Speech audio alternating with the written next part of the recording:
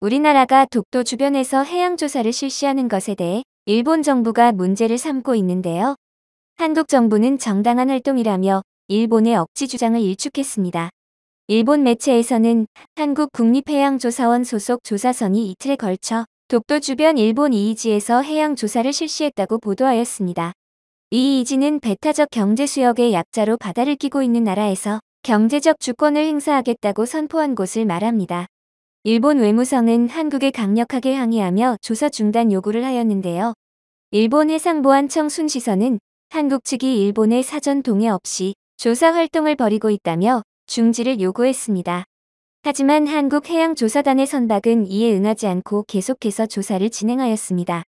일본 정부가 한국 측의 독도 주변 해양 조사에 대해 항의한 건 2017년 이후 약 5년 만인데요. 일본은 독도에 대한 부당한 영유권을 고수하며 독도 주변 해역도 자국의 배타적 경제 수역이라고 주장하고 있습니다.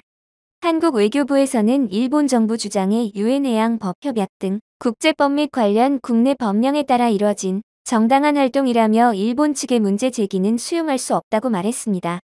그러나 현재 일본 언론에서는 계속해서 한국이 일본 영토인 다케시마 주변 해양 조사를 불법적으로 하고 있다며 연신 보도하고 있는 상황입니다. 일본 네티즌들도 역시 말도 안 되는 궤변을 늘어놓고 있는데요. 국제법상 다케시마는 일본 고유의 영토이다. 샌프란시스코 평화조약에서 일본이 포기한 영토에 다케시마는 포함되어 있지 않아. 그렇기 때문에 우리는 한국의 주장을 받아들일 필요가 없다. 만약 불합리하다고 생각한다면 그들은 국제사법재판소의 판결을 요청하면 될 것이다. 그것이 선진국으로서의 정당한 자세이다.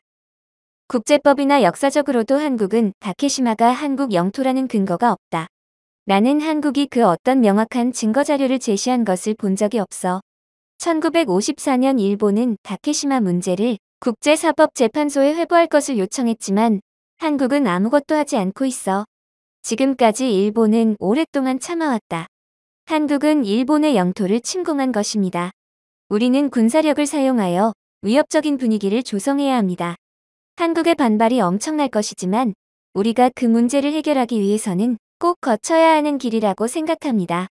불행하게도 일본은 한국의 무력으로 다케시마를 탈환할 수 없어.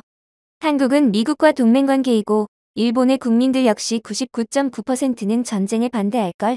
과거에 바로잡지 못한 걸 후회하는 수밖에 없어.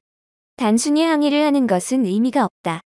한국이 우리의 영토를 침범했다면 우리는 한국에 경제적 제재를 가해야 한다.